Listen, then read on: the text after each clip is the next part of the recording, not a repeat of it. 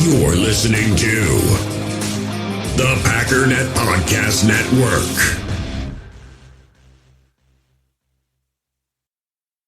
Mother's Day is around the corner. Find the perfect gift for the mom in your life with a stunning piece of jewelry from Blue Nile. From timeless pearls to dazzling gemstones, Blue Nile has something she'll adore. Need it fast? Most items can ship overnight. Plus, enjoy guaranteed free shipping and returns. Don't miss our special Mother's Day deals. Save big on the season's most beautiful trends. For a limited time, get up to 50% off by going to BlueNile.com.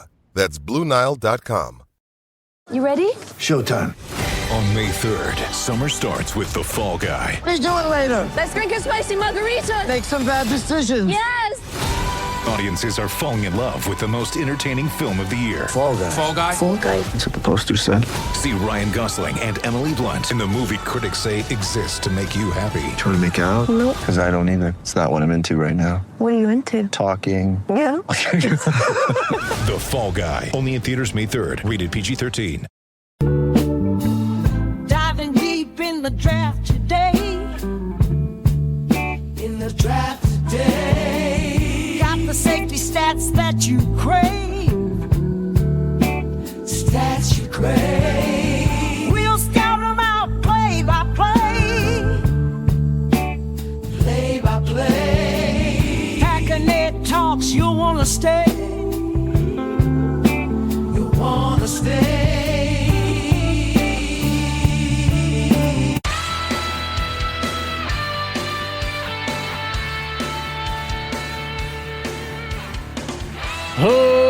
Ladies and gentlemen, welcome once again to the Packernet Podcast. I am your host and resident analyst, as always, Ryan Schlip. Check us out online, packernet.com. Find me on Twitter, pack_daddy. That's right, double intro, sucker. Can't stop the train. Today I am very, very excited to be covering safeties. I think there are a lot of really interesting prospects, and I'm very excited about kind of part two. That's why I'm trying to double up on these things. Hello, happy bonus episode, because I am behind and missed a bunch of days, and now I'm going to make up for that by just going absolutely insane, recording a bunch of podcasts.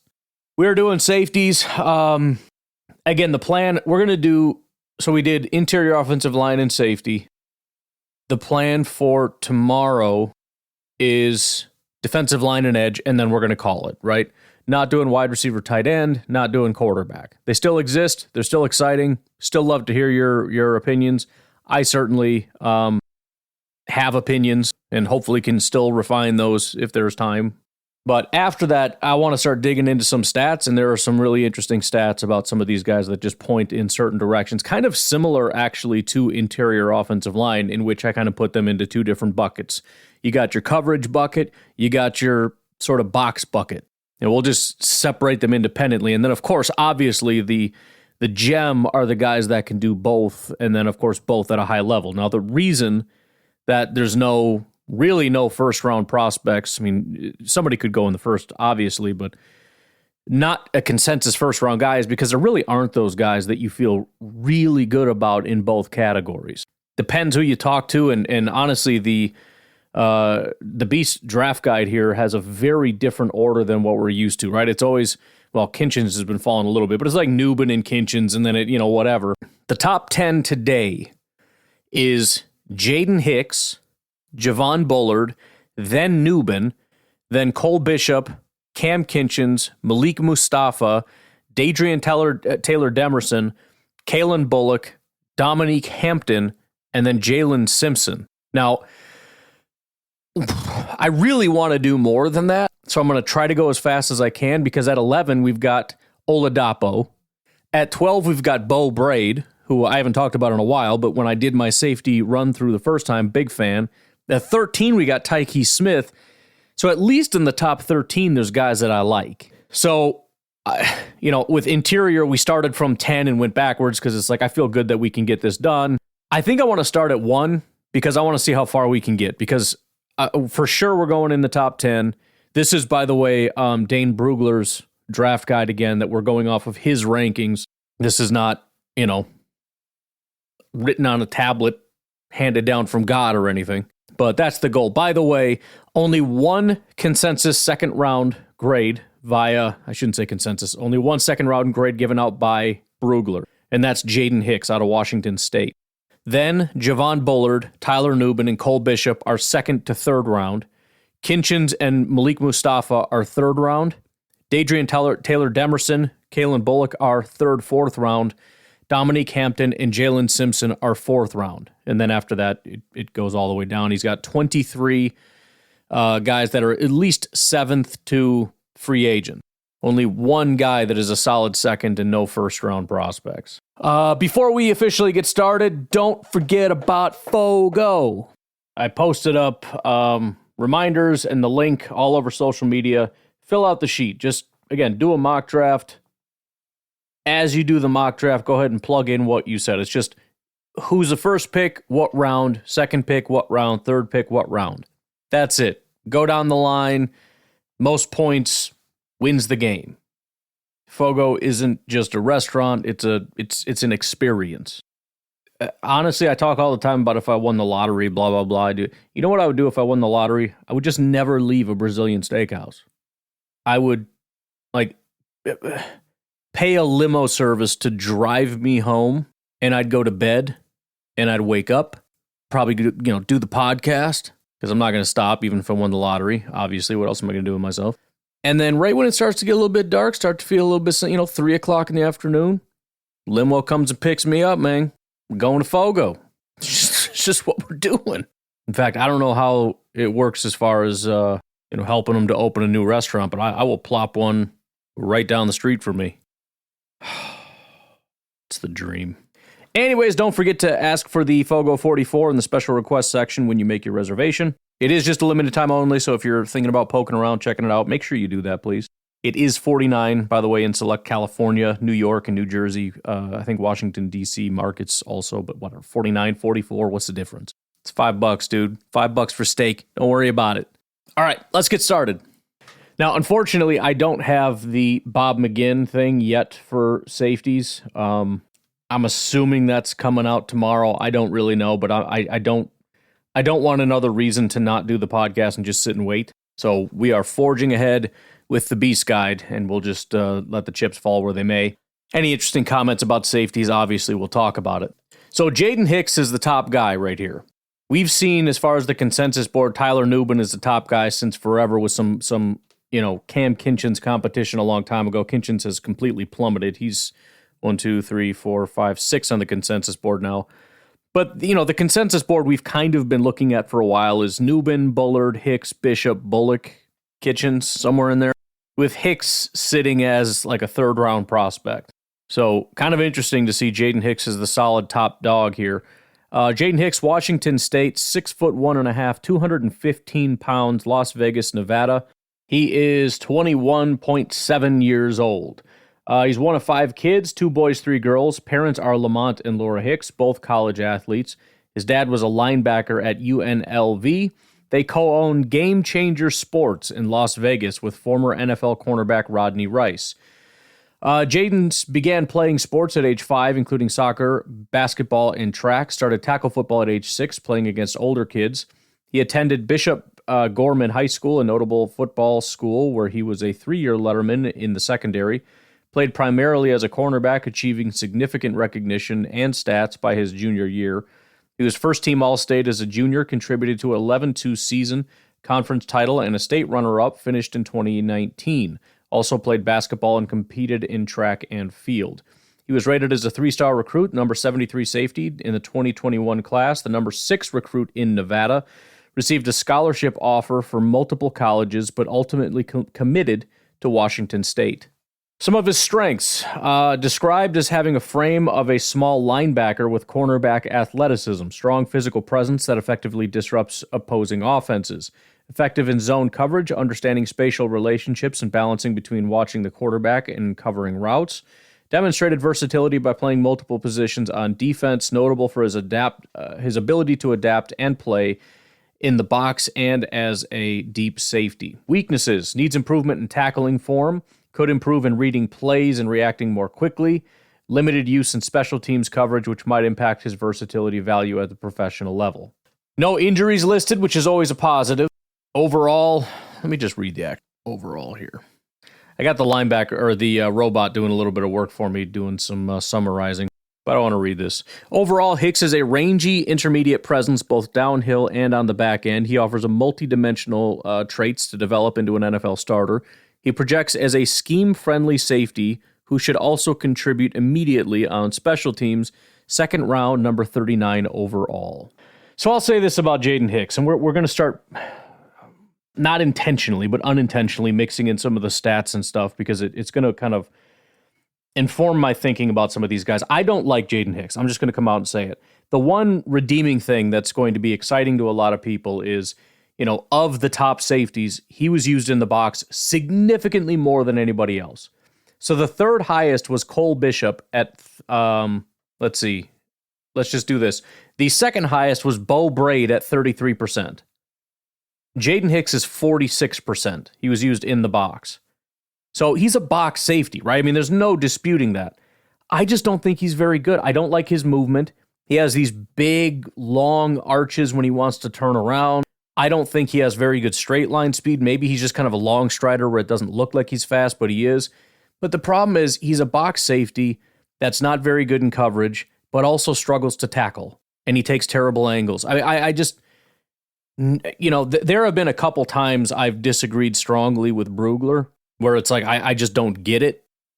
I can't say that this is like a crazy Brugler thing, because Jaden Hicks is a relatively consensus top guy, but I can't get there, man. I don't understand the utility of a box safety that struggles with tackling.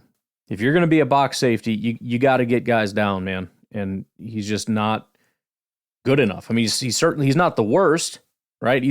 There's significantly worse tacklers than him, but he's not good at it. So it's just not it's not my favorite thing. And he's not good in coverage. So again, I always hate doing this because there's going to be recorded whatever of me just flat out saying I don't want him. And then if we draft him, I'm going to have to go back and really dig and figure it out. I mean, look, let me elaborate a little bit more on the positive. He's built for this, right? Like they said, he's built like a linebacker. Okay, he's a box guy, built like a linebacker. You can develop him. Great. I don't like him. All right, let's move on to number 2, Javon Bullard. Javon Bullard out of Georgia is 5'10", 198 pounds, out of Milledgeville, Georgia. He is 21.6 years old.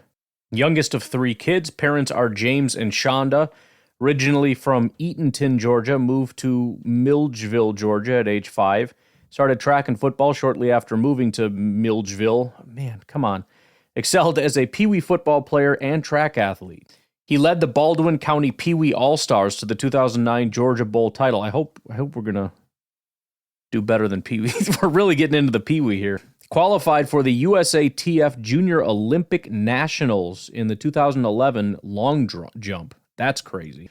4-year varsity starter in high school football. Also played basketball and track. Named the 2020 Player of the Year and earned all-region honors. 3-star recruit, surprising. Number 52 cornerback, number 52 recruit in Georgia.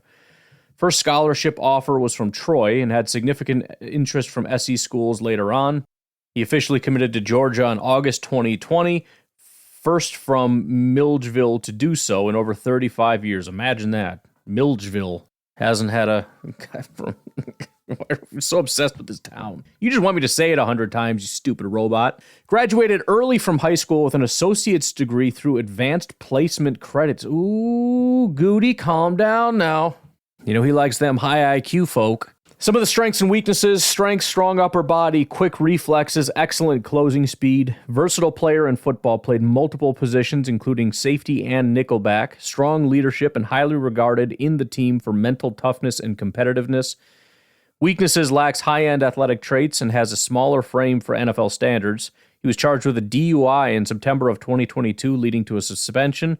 Prone to overzealous plays, such as late hit penalties. Oh boy. If it wasn't for the DUI, I'd say he's perfect for the Packers. He's a very well-educated, very smart guy who likes to get kicked out of games for hitting people late. I mean, that's perfect.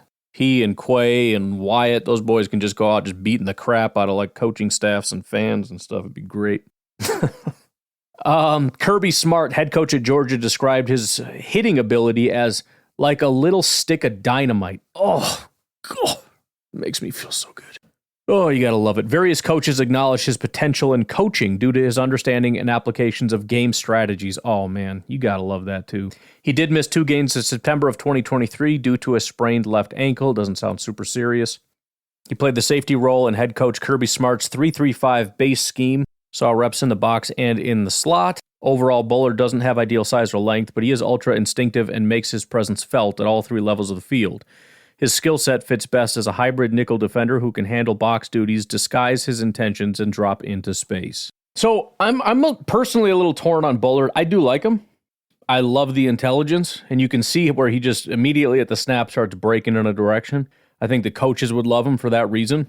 I know a lot of coaches, we've talked about it before, it's sort of the Dean Lowry thing, right? It's more about do what I say as opposed to, I guess, doing things well. So if you're talented, but you don't know your assignment, you're useless to me. If you're but you get it, I love you and you're never going to be off the field. I think Bullard can be that guy. I think the biggest thing for me is it's sort of a round peg, square hole thing. He feels more to me like if you wanted that deep safety. Not saying he can't do it. I think it's more of a projection. He did not spend very much time at all in the box. He was mostly a deep safety, and there's a lot of really positive coverage statistics for him. Not that that's a bad thing in any way. Again, it's just sort of, if you're putting them into the 2 buckets and you assume that these guys aren't necessarily both, I see him more as your deep middle of the field safety. He doesn't have game-breaking speed, but none of the safeties in this class do. So he's actually sort of on the high end as far as safeties goes. I think it's 4.45 or something. 4.47. The fastest was Dadrion Taylor Demerson, 4.41. So, relatively fast for a safety, I guess. I think maybe my biggest issue is going to be a value thing. If he is let's say he's sort of a lock second-round pick, which he probably is. I know he's got a second, third-round designation, but I think there are guys that you can get in later rounds that I like the value of better than Javon Bullard in the second round. I think that would sort of be my official stance on Bullard. Anyways, let's get to the guy that most people see as the number 1 safety in the class, and that is Tyler Nubin out of Minnesota, 6'1", 205 pounds from St. Charles, Illinois. I almost used to live there. Begged my dad. We were looking for new places to live, and there was this rundown piece of crap, but it was right on a river, and I was like, bro, I can go fishing every day. St. Charles High School was bull crap, though. It was a bad area, bad school, bad everything. So he said, no, I mean, somewhere else, blah, blah, blah. Anyways, they do have much better football teams out in St. Charles, though. St. Charles Elgin, that's where it's at. He is the oldest of 2 boys. Parents Rodney and Charisse were athletes at Eastern Michigan. Played football from a young age, starting as a running back and wide receiver. He was a 4-year varsity letterman, played wide receiver and cornerback in high school, helped lead his high school to his first ever state championship game, named a U.S. Army All-American. 3-star recruit, number 38 cornerback nationally. Had offers from Power 5 programs like Iowa, Michigan, and Northwestern, but committed to Minnesota because of the campus and his chemistry with the coaches. He was the number 2 recruit in head coach PJ Fleck's 2019 class, committed as a cornerback but moved to safety during his freshman season. Some of his strengths: broad frame, excellent range, and instincts for field coverage, known for interception skills, having led his team in this stat for multiple seasons. Versatile playing in various secondary positions and contributing on special teams. Weaknesses: some tightness in movements, could be quicker in transitions. Underwent meniscectomy surgery for his right knee post-2023 season. So he had surgery to repair his lateral meniscus post-2023 season. He missed games due to other minor injuries. Apparently, he learned how to practice and watch film from Antoine Winfield Jr. They were teammates in 2019. Teammates say his competitiveness is infectious and elevates the rest of the team. Nubin was an interchangeable safety, single high, and split zone in defensive coordinator Joe Rossi's mixed coverage scheme. Overall, Nubin has conservative tendencies in coverage, but he is a 4-down player with a coveted skill set because he has split field range, playmaking instincts, and toughness versus the run. He's ideally suited as a quarters-based cover 2 scheme in the NFL and will be a core special teamer. Now, that doesn't rule him out in our system. Obviously, we are not just running cover 1, cover 3. There's going to be a ton of quarters, cover 2 type stuff. But the fact that you're more of a that kind of a guy as opposed to a this kind of a guy, again, it's just kind of, I think more than anything, puts it into the question mark of he's still going to be good enough to play, but is it going to be worth the value? My personal opinion, I honestly, I'm kind of all in on Newbin. Now, again, is it worth the value? I don't know. Should you expend a second-round pick on him? Now, if we're talking our second-round pick or third-round pick, part of the issue is we've got safety in and of itself is not the most valuable position. We've already got one of the top safeties to come over to our team. We're kind of looking for that number 2 safety. But if you leave all of that aside, I'll just put it this way. If the Packers took Newbin in the first round, I wouldn't be mad about it. Leaving all the other stuff aside, leaving aside positional value and Xavier McKinney are already being here, just based on how good of a football player I think he is and how enjoyable he has been to watch, I think he's worth it. Compared to other guys that we've talked about as first round, he is well within that conversation. I mean, just, again, you talk about speed. None of these guys run the 40 time, at least nobody clocked a 40 time very fast.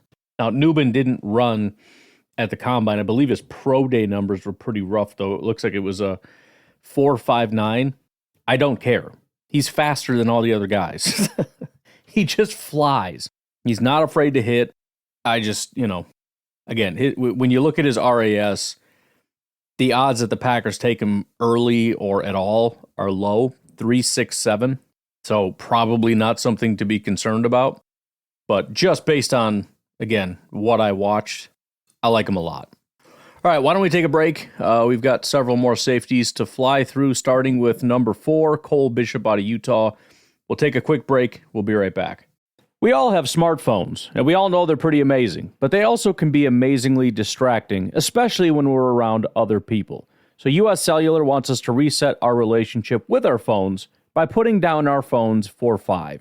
That's right, a company that sells phones wants us to put down our phones. And to see what we find, learn more at uscellular.com/built for us.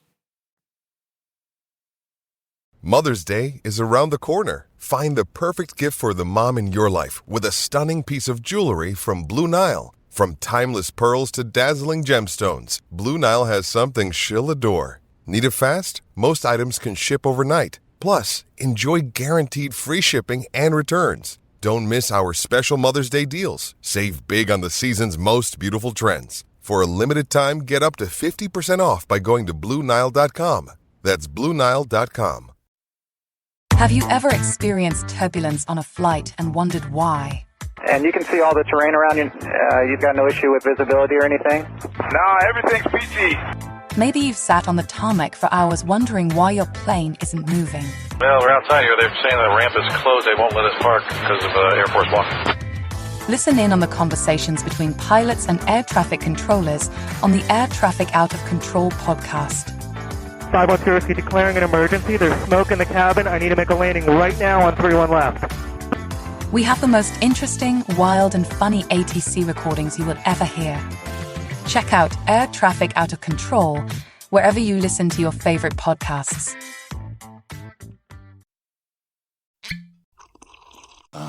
The first taste of rare bourbon you finally got your hands on. That's nice. At Caskers.com, we make this experience easy. Caskers is a one-stop spirit curator with an impressive selection of exclusive, sought-after, rare, and household names in the realm of premium spirits and champagne. Discover the top flavors of the year now by going to Caskers.com and using code WELCOME10 for $10 off your first purchase. Get $10 off your first purchase with code WELCOME10 at Caskers.com. All right, Cole Bishop out of Utah, 6'2", 206, out of Peachtree City, Georgia, 21 and a half years old. Youngest of 2 boys, relocated from Massachusetts to Georgia. Played football from a young age, started as a running back and linebacker, switched to safety. 4-year varsity starter at high school, played a key role in his high school's regional championships. Also a standout lacrosse player. He was a 3-star recruit, picked up early offers from Georgia Tech, but eventually chose Utah. Some of his strengths and weaknesses: rangy athlete with strong tackling ability and good instincts, can play multiple roles in the secondary, contributing significantly on special teams. Some of his weaknesses: some stiffness and direction change could be exploited in NFL-level man coverage. Over-aggressiveness can lead to misplays. Apparently, he occasionally played nickel linebacker in Utah's Cowboy package. He was a multi-dimensional safety in defensive coordinator Morgan Scaley's hybrid 4-2-5 scheme.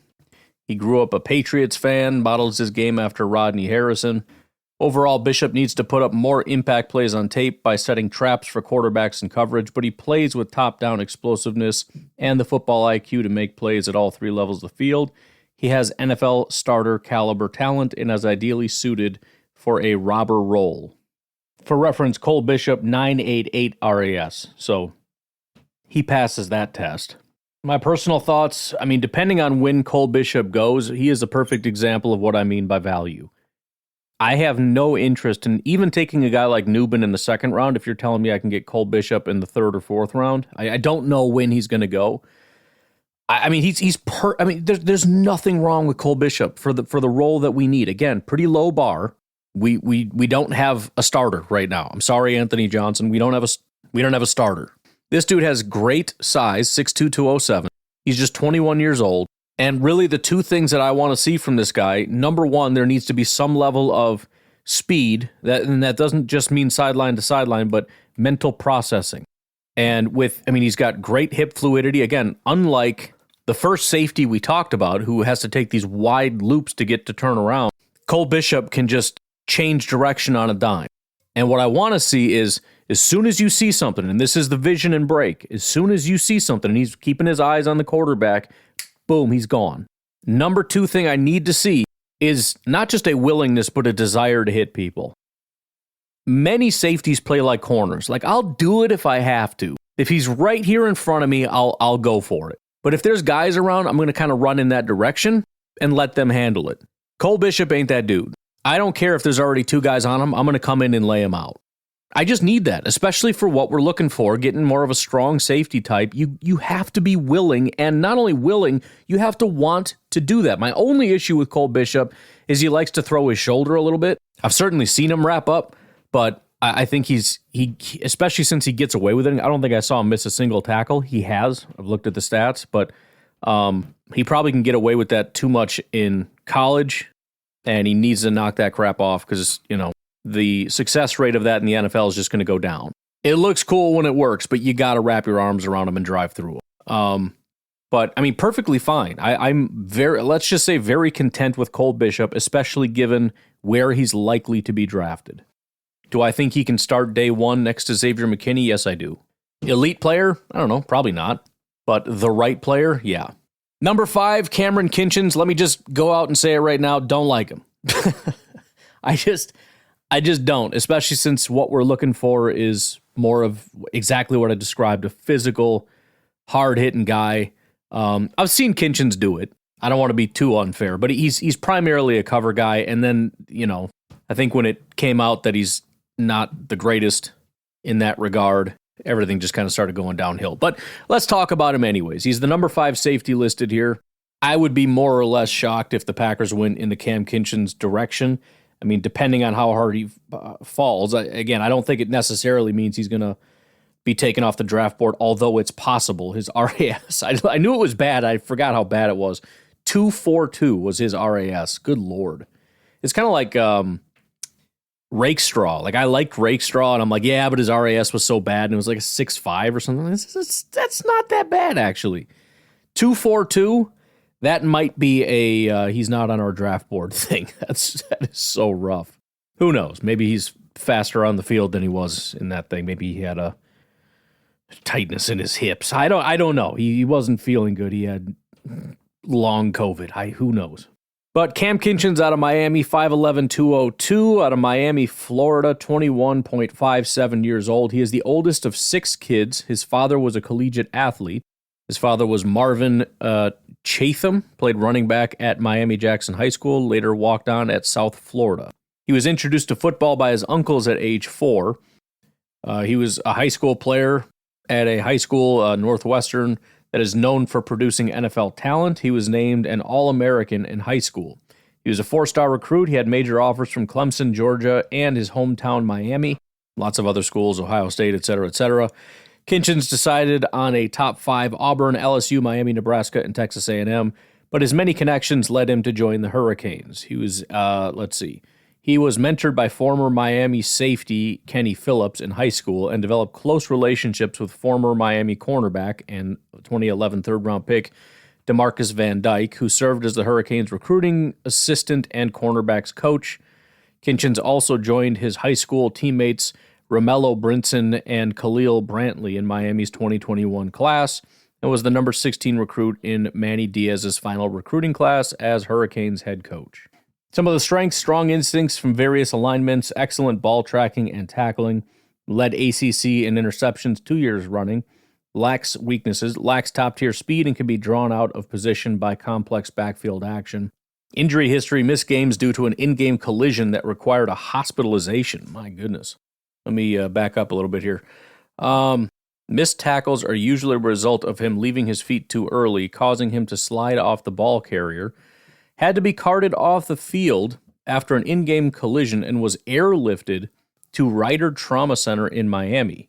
He was released the next day but missed 2 games. Man, that's scary. 3-year starter at Miami, Kinchins was a field post safety and defensive coordinator Lance Guidry's scheme. Played more of a nickel role in 2022. Led the ACC in interceptions in both sophomore and junior year. Overall, Kinchins doesn't have top-tier athletic traits, but he has a well-built skill set with the playmaking awareness and ball skills to compete for a starting role in the NFL. He projects best as a split-field safety with range in the post who can drive top-down in 2 deep shells. 3rd round, number 79 overall. So again, I've already given my opinion. I was not a real big fan on Cam Kinchins to begin with. You add in the RAS, it's not, and, scheme fit. If you're looking for a guy like Kinchins, you're looking for your more, at one point it was, deep safety, coverage, et cetera, et cetera. Again, that's not as though the Packers are not looking for that. It's just not exactly the mold. So there's nothing here. At number 6, it is Malik Mustafa. Apparently it's not Malik, it's not Malik, it's Malik. Abdul Malik Mustafa, 5'10", 206, from Charlotte, North Carolina, 21.83 years old. He has 3 siblings. His father introduced him to soccer at a young age, but he started playing football at age 6 for the Pee Wee Titans. He later transitioned to football and played various positions throughout his youth and high school careers. As a sophomore at Ardrey Kell High School, he played cornerback and safety, collecting 3 interceptions, one of which he returned for a touchdown. In his junior year, he helped Ardrey Kell win the 2018 conference title and reach the 4A state playoffs. He earned all-county honors with 78 tackles, 4 interceptions, 1 forced fumble. In his senior year, he transferred to Weddington High School and helped the team achieve an undefeated 16-0 season. They won the 2019 3A state championship. He was named Charlotte's 2019 Defensive Back of the Year. In addition to football, he excelled in track, setting personal bests, blah, blah, blah. He was a no-star recruit. Interesting. Mustafa wasn't ranked by online recruiting services in the 2020 recruiting class. He did not receive any offers through his first 3 years, prompting his transfer. He received his first scholarship offer from FCS Richmond before his senior year, followed by other FCS offers from Elon, Fordham, Lafayette, Mercer, North Carolina A&T, North Carolina Central, Tennessee Chattanooga, and West Carolina. His only 2 FBS offers came from the service academies, Air Force and Army. He expected an offer from Wake Forest, but the program ran out of spots. He signed with Richmond, but entered the transfer portal in April 2021. Within 3 hours of entering the portal, he received a scholarship from Wake Forest, eventually committing in May 2021. Strengths: compact, burly frame, resembling a mini linebacker with packed-on muscle. Excels in run support, using explosive striking power. Coaches commend his intellect and competitive drive. One coach mentioned they often lifted weights with offensive and defensive linemen to push him. That's awesome. Has experience as a gunner and played on kick coverage teams, demonstrating versatility. Smooth in his pedal and turns, displaying staying disciplined and not committing a single penalty during his 4 years in college. That's crazy. Weaknesses: undersized, lacking ideal height and length, struggles to escape climbing blocks once they engage him, occasionally overruns outside angles, creating cutback opportunities for runners, below average on-ball production, making plays he should, but not consistently. We'll get to the injuries here. Some of the quotes: Mustafa's coaches speak highly of his competitive drive and work ethic. They note he's often worked out. Oh yeah, we knew that. Injury history: suffered a torn ACL during the 2021 bowl game, and then also missed 3 games in the 2022 season due to injury. Mustafa, for 2 years, was the field safety and defensive coordinator Brad Lambert's scheme, played a hybrid Panther position on third down, which was single high slot edge stunts, whatever, I don't know. Freaking. Overall, Mustafa doesn't have the tape of an instinctive ball hawk, but he is a passionate competitor with outstanding range versus the run and disciplined movement and coverage. With a skill set similar to Jordan Whitehead, he should shine on special teams coverage in the NFL and will push for defensive snaps early in his career. So my thoughts: I'm not as high as I am with Bishop, but he's super tanky. He's kind of cool because when he hits people, man, he lights them up like big time. But I just kind of wonder, especially since he's not super tall, he just looks like squared off and whatever. It just, maybe he's a little muscle bound, you know. I don't hate it. You're talking like mid to later round swing. Sure, why not? I'd take him over Jaden Hicks, I'll tell you that. I'm sorry, I just don't like him. But why don't we go ahead and take a break? We will come back and do our last 3, starting with Dadrian Taylor Demerson from Texas Tech. We'll take a break. We'll be right back. All right, Dadrian Taylor Demerson, one of 4 kids, grew up outside of Oklahoma City. After his freshman season at Texas Tech, he added Demerson to his last name to honor his grandfather, Frederick Demerson, whom Taylor Demerson referred to as his true dad and has been in his life since birth. His mother name is Sean Taylor. He is one of 4 kids, originally from Oklahoma City, Oklahoma, spent some years in Tulsa, returned to Oklahoma City for middle school, attended Carl Albert High School in the Midwest city of Oklahoma, or in Midwest City, Oklahoma. That's the name of it, I guess. I don't know. Led his high school team to 3 consecutive 5A state championships during sophomore and senior years. Achieved a 40-1 record over those 3 seasons. Rushed for 1,977 yards, 22 touchdowns as a junior. Earned All-City, All-Conference honors. Named 5A Player of the Year as a senior. Despite having a knee injury, lettered in basketball and track, winning the 5A state championship in the 200 meters.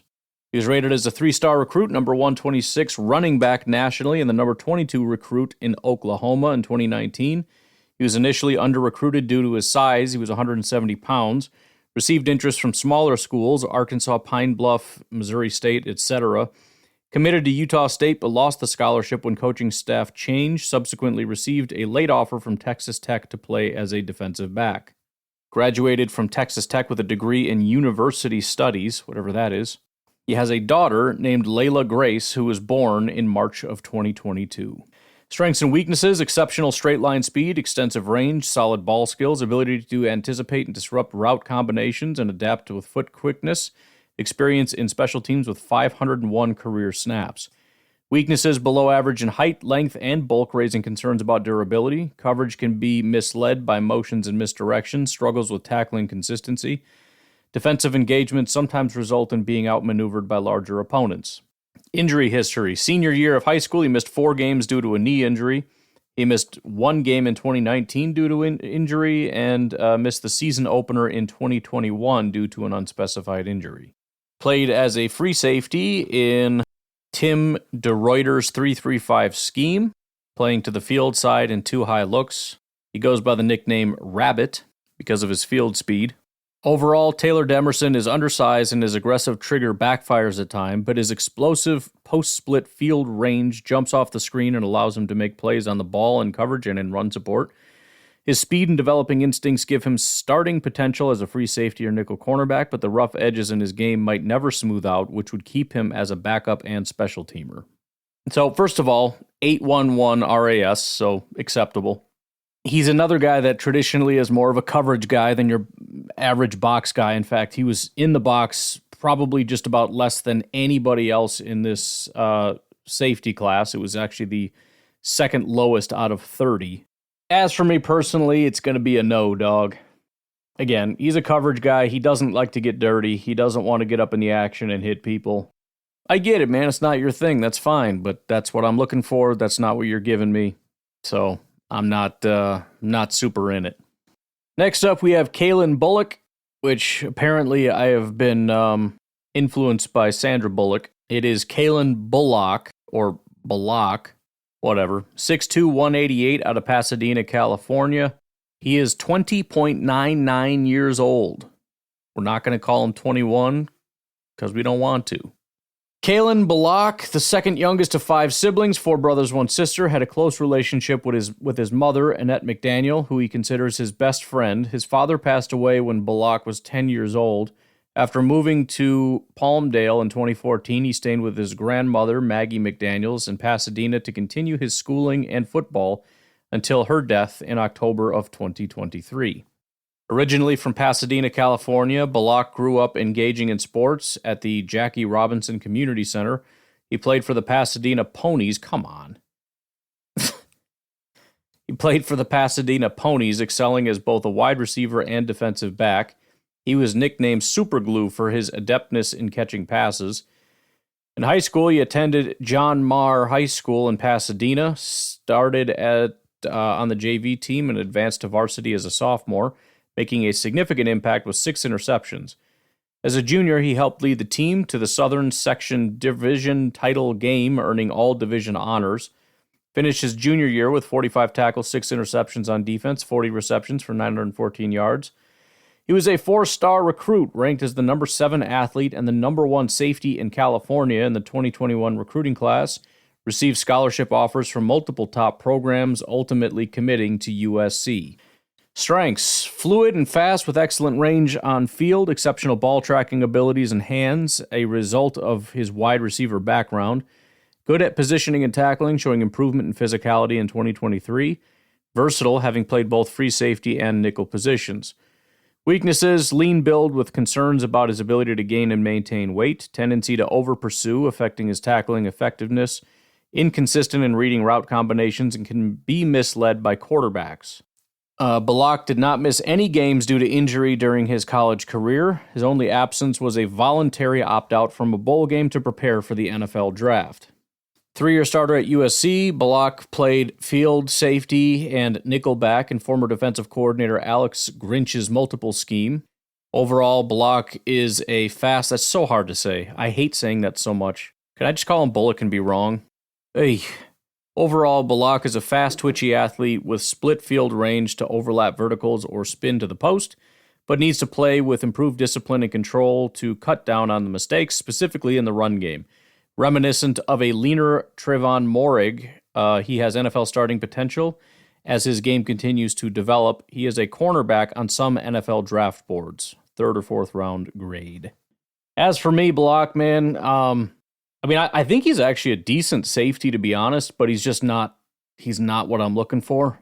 Again, he's a coverage guy. He likes to stay back. He wants to backpedal, and he really just does not want to engage in physical. I mean, you'll see him sometimes like just fire downhill, but then he hits the brakes and starts going into like goalie trying to stop the puck stance, like, oh, bro, hit him. Like, you fly all the way up there and then you wait for him to hit you so you can, grab him and fall down? Like, come on, man.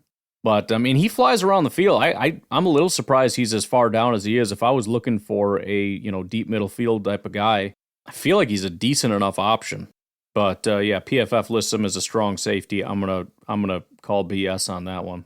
All right, getting down to the final 2 here. Dominique Hampton, much lesser known name for sure.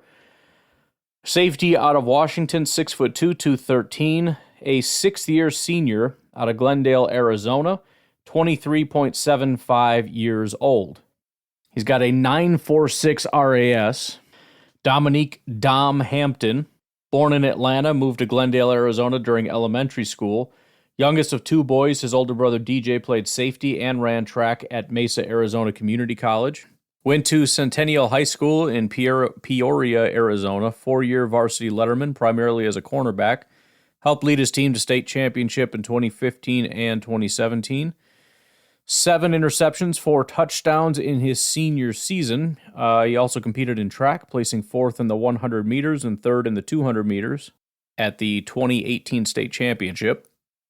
He was a 3-star recruit, number 76 cornerback nationally, number 13 recruit in Arizona in 2018, committed to Washington after being named top defensive back at Huskies camp. Played at Washington initially as a cornerback before transitioning to safety in 2021, took advantage of an extra year of eligibility due to the pandemic, playing 6 seasons total, graduated from Washington unsure in what. Strengths: physically impressive, muscular frame with balanced athleticism, effective tackler with a presence in midair collisions. It's quite a sentence. Versatile, having played multiple positions in the secondary and special teams. Long arms, used effectively in coverage and at the catch point. High caliber athlete with good field vision and speed. Weaknesses: struggled to find a consistent positional role, move frequently within the secondary, occasionally late in reacting to plays and struggles with pursuit angles. Limited playmaking at the line of scrimmage, not effective as a blitzer, prone to undisciplined penalties, older for an NFL rookie. Injury history: in 2018, he played only 4 games, not necessarily due to injury. 2019-2020, no major injuries. 2021-2022, missed 1 game each year due to injuries. Specific injuries are unknown. 2-year starter at Washington, Hampton played strong safety in former defensive coordinator Chuck Morrell's scheme. He joined a loaded secondary in 2018 with Byron Murphy, Taylor Rapp, Kyler Gordon, Elijah Molden, etc. That is a wild group, man. Varying degrees of success in the NFL, but these were all like studs coming out of college. Says he moved to safety in 2021, but spent most of that season in the coach's doghouse following a taunting penalty versus Michigan. Coach just never let it go, I guess. Overall, Hampton is undisciplined with his man coverage responsibilities, but he is an impressive size speed athlete who diagnoses well from zone and is an explosive striker as a tackler. He projects as a team's 3rd safety who can impact all 3 levels of the field and contribute as a gunner/special teams standout. My personal thoughts on Hampton: I think he's really just a raw ball of potential. Again, 9.46 RAS. I mean, he runs a 4.51. It's not necessarily blazing speed. PFF did not care for him very much, gave him 1 game of 70 or higher. It was very much 60s across the board with 2 that were pretty good, 2 that were pretty bad. There are glimmers, but honestly, from my perspective, he kind of looked lost. There's a whole lot of left and right and like he looked manic. There wasn't this smooth, just kind of boom, you know what I mean? Like you do your back pedal and then go, and then you know where to go and you go. It just felt. But could I see a team like the Packers say, this is an athletic guy at 6'2", 215 pounds. He's a violent football player, although I'll be honest, I didn't see as much violence as was being talked about. It made it seem like the guy was a serial killer, but he's certainly more than willing to go in and chop it up. Could I see, sort of a mid to late round flyer on the guy to see if something maybe clicks? For sure. But I would be hesitant, even when I say mid, it's like, maybe you want to talk round 5 or so at the earliest in my mind. I mean, all the tools are there, so it's hard to say it should be much later than that when you've got great height and weight and everything's there. But the problem is I don't think he starts. I think we've crossed that threshold, at least with Dominique Hampton. And, there's other guys where it's not necessarily a great fit, but for Hampton, it's like it's a fit. But, I mean, Anthony Johnson in year 2, plus, whatever free agents are going to be there, I don't know that he wins the job. He may, hopefully does, if he's the first safety we take. But I wouldn't necessarily have a massive amount of confidence in that. Even though I think he's got, again, there were some clips that were like, okay, now you see why this guy could end up being real good. One of those, you start in the middle of the field, you're on the other team's on the 5-yard line. They throw a little swing pass and he's able to get to the sideline and knock him out of bounds. Which, number 1, the speed to get there, and then the number 2 is to be strong enough and physical enough that the impact actually moves him out of bounds, as opposed to this guy just knocking right through you, because he's running straight ahead, you're running at an angle, you know what I mean? It takes a good amount of pop to make sure he goes out of bounds instead of going in. So, you see that kind of play, and it's like, okay, that was nice. But it's very few and far between. Then again, every time I see that now, Dontavian Wicks made me real nervous. It's the reason why I really like Bo Braid, because with Wicks, it was like I counted him out, and then I saw that one play that was like, what was that? And I was like, nah, whatever. It's one play, who cares? But it kind of demonstrated that he can do it. He can be that guy. But I was like, no, it's so few and far between. I put a label on him that he didn't have his heart into it because he was a big basketball guy. He wanted to be a basketball star. His brother kind of pushed him into it. I was like, probably doesn't even like football. Stupid. It doesn't matter. So, maybe. All right. Final freaking guy. We'll see if I feel like doing some bonuses, but I'm not feeling super generous. Although Oladapo, Bo Braid are the next two. It's like, man, stupid Dane Brugler. Why couldn't you make them 9 and 10? Number 10 is Jalen Simpson out of Auburn, 5'11 and a half, 179 pounds, out of Brunswick, Georgia. Every safety's from Georgia, apparently. Also 24 years old. Jalen has a 7.4 RAS. However, his speed was graded as great. His explosion was elite. It was the agility and size, 5'11", 179, that were both poor to kind of drop him down to the 7.4 RAS. But Jalen Simpson, one of 3 kids, Brunswick, Georgia, located in the southern part of the state near the Atlantic coast, attended Jane Mason Middle School within the Glynn County, who gives a crap, chose to enroll at Frederica Academy, a small prep school on St. Simon's Island with an enrollment of 450 students, was a 4-year varsity starter in football, beginning his career as a cornerback and then moving to quarterback due to team injuries. As a freshman, collected 4 interceptions, aiding Frederica Academy to a 9-2 record. Played as a quarterback in his junior and senior years, leading the team to a state championship in 2018. Played multiple sports, basketball, star player, baseball, senior year outfielder, and track, won the state title in high jump in 2019. He was recruited as a 4-star recruit, the number 33 cornerback nationally, number 34 recruit in Georgia for the 2019 class, received his first collegiate offer from Ohio State with subsequent offers from major programs like Alabama, Clemson, and Florida. Shortly after an unofficial visit at Auburn, however, he committed to head coach Gus Malzahn in April of 2018. You know what I would love? Just having listened to some of these, I would love to find out what happened. Like, you're getting major offers from major programs. You go to Auburn, and the coach gives you such a good sales pitch, you're just like, boom, on the spot. Let's do it. And I understand, sometimes bigger schools aren't necessarily better. You can get swallowed up. You might not actually have playing time, et cetera, whatever. But I would just love to know the sales pitch, man. Simpson was the number 14 recruit in Auburn's 2019 class, same class as Bo Nix, Derek Hall, Jashawn Sheffield, who was Simpson's high school teammate and best friend. Strengths: possesses above-average athletic tools with notable speed and explosive reaction and coverage, effective in various roles across the secondary, showing versatility and leadership qualities, excellent ball skills exemplified by a 50-yard interception return touchdown in 2023. Weaknesses: lean build raises concerns about his durability and effectiveness in contact situations, struggles with pursuit angles and tackling, particularly against shifty receivers. Past injuries and size lead to concerns over long-term durability in professional play. An NFL scout described him as the life of the party, highlighting his charisma and leadership on and off the field. He did suffer from various injuries, including ankle surgery, a fractured wrist, and turf toe during high school. Missed games due to a hamstring injury in 2020 and an ankle injury in 2021 during his college career. He was a 1-year starter at Auburn. He played safety nickel role in former defensive coordinator Ron Roberts' man zone coverage looks.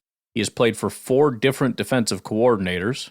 Overall, Simpson's inconsistencies in the run game aren't ideal for a nickel role, but his reactionary athleticism and ball-hawking instincts are superb in what will drive the discussion when NFL teams put his tag on the draft board. Although he is off some NFL boards because of his size, he projects best as a versatile role player in the secondary and potential special teamer. I think there's 4 Jalens. No, 3 Jalens, but there's also Jadens. Jalens and Jadens. There's Jalen Phillips, Jalen Key, Jalen Simpson, Jalen Carleys. So there's 4 Jalen safeties. Anyways, he's another one you can just count me out on. He plays like a corner. He wants to drop in coverage. He wants to go get the ball, which is all great, but he's got no interest in contact. 24 years old. PFF really doesn't like him. He had 3 very good games. After that, it was pretty rough. You probably won't be surprised to find out all 3 of those games included a pick. So he's very, interception dependent. which is not what I want. But I'm going to leave it at that. You all have a good rest of your day. I will talk to you tonight, tomorrow, whatever. Have a good one. Bye-bye.